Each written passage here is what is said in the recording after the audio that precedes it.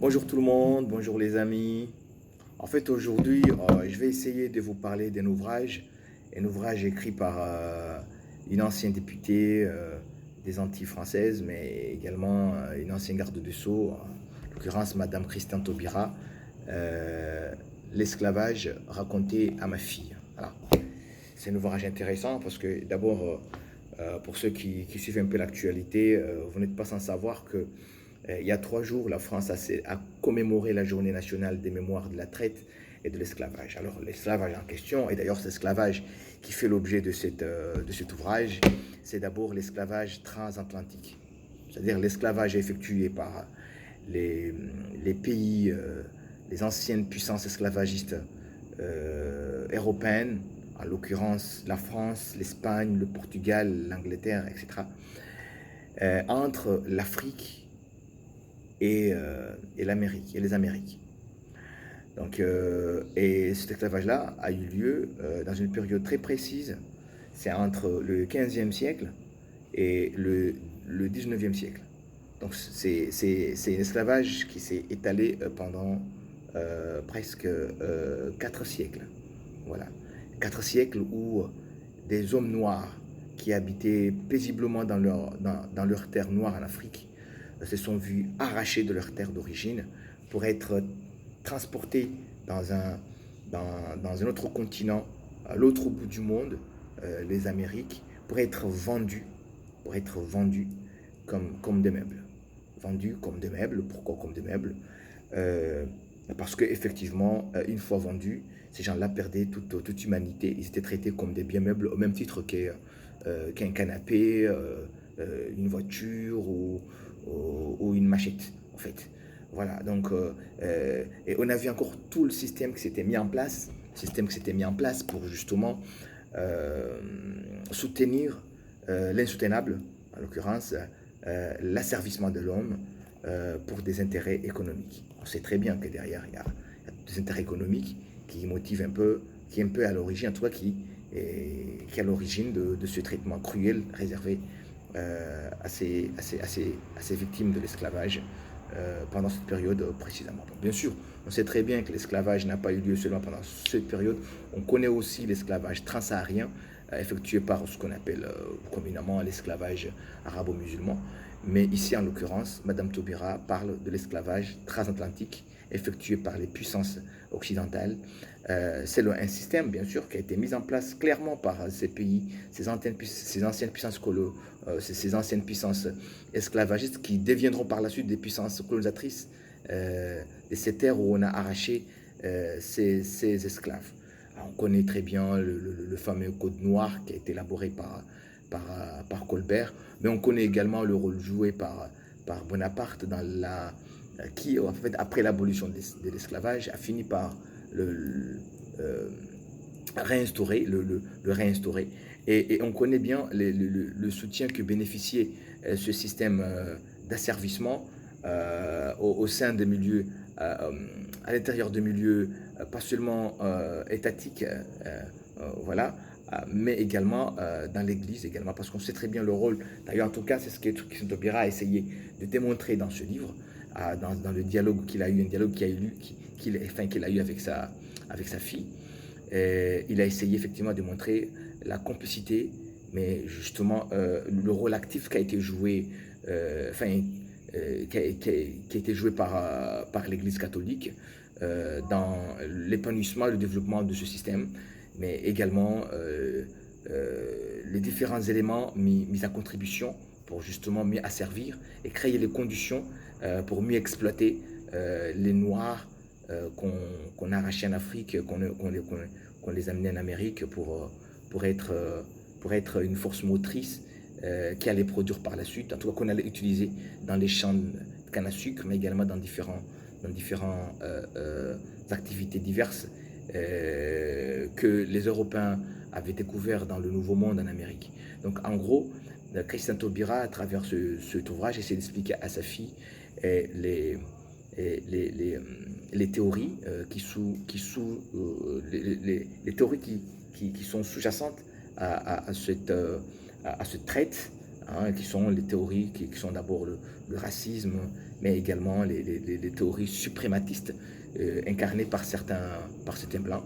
Mais il a également essayé d'aborder la question relative à la place de ces, à la place que la République française doit réserver à ces personnages, en tout cas à ces personnalités qui ont certes contribué au développement de leur pays, la France, mais en même temps ont été des soutiens farouches de cette inhumanité, en l'occurrence. Parce que vous n'êtes pas sans savoir que la loi de 2021, la loi du 10 avril 2021, qui a été adoptée le 10 avril 2021 à l'Assemblée nationale française, à l'initiative de Christian Taubira, qui est l'auteur de l'ouvrage en question. C'est une loi qui a reconnu solennellement l'esclavage en question comme étant un crime contre l'humanité. Pour la première fois, une ex-puissance esclavagiste a reconnu l'esclavage comme étant un crime contre l'humanité. Alors c'est une avancée importante, même si après pas mal de recommandations qui étaient faites dans cette loi n'ont pas été suivies, pas de recommandations plutôt, des exigences imposées par cette loi n'ont pas été suivies par la suite, comme par exemple l'enseignement de cette histoire dans les écoles en France, chose qui n'est pas encore faite malheureusement. Mais pour le reste, cet ouvrage, qui est l'ouvrage de Christian Taubira, un dialogue entre elle et sa fille, a essayé de répondre à certaines questions que ceux qui s'intéressent à ces problématiques liées aux histoires, comment on appelle ça, liées aux histoires en tout cas de la place de la diaspora noire dans les pays européens, verront à travers cet ouvrage, en tout cas, pas mal d'éléments, des thèmes. J'ai pas envie de donner exactement le contenu exact de ce qui a été dit exactement, parce que après personne n'aura envie d'aller lire, donc j'ai pas envie de gâcher ce plaisir-là que moi j'ai eu en le lisant. Tout ce que je peux dire, c'est que cette question a été abordée de façon à permettre à tout un chacun de situer la stabilité des part et d'autre dans cette tragédie, hein, cette tragédie humaine qu'est la traite négrière pendant le commerce triangulaire à cette époque, je dis pendant les 40 siècles de l'esclavage transatlantique.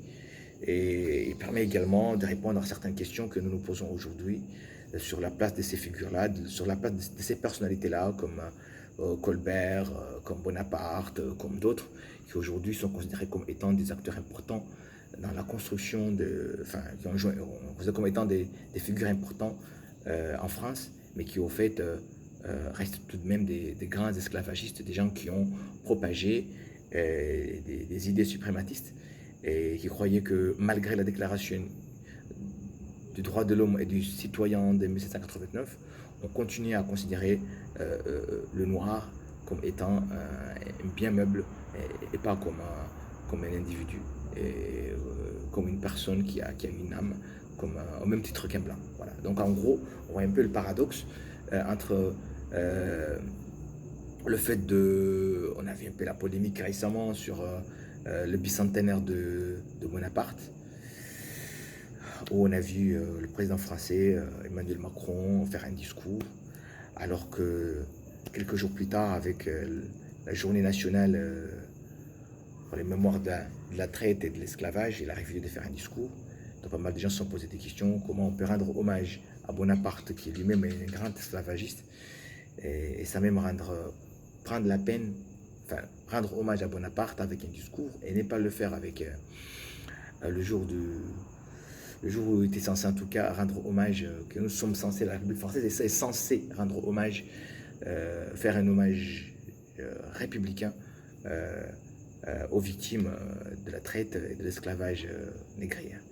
Donc en gros, c'est un livre qui m'a beaucoup plu. Moi, à travers ce livre, j'ai un peu approfondi sur ces questions-là. J'ai toujours imprégné ces questions-là, mais avec l'ouvrage, ça m'a permis d'approfondir davantage J'ai déjà lu d'autres livres dans le même sens, mais celui-ci m'a beaucoup parlé, ne serait-ce que par le fait que l'auteur est lui-même, l'autrice est elle-même à l'origine de la loi en question, la loi de 2001. Donc en fait, ce qui fait que il y a eu beaucoup d'éléments qui ont été bien mis en avant dans l'ouvrage et qui permet en fait de mieux comprendre les tenants et les aboutissants de la loi de 2001. Et je vais m'arrêter là et vous encourager à aller lire l'ouvrage. Et c'est un ouvrage qui n'est pas du tout volumineux.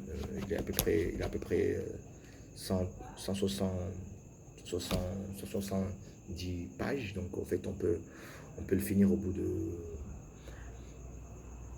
d'une journée ou de 2 journées au maximum. On peut le finir. Donc, et allez le lire et vous verrez que ça vous transformera. Voilà, en tout cas, ça transformera une partie de vous. Ça permettra de connaître un peu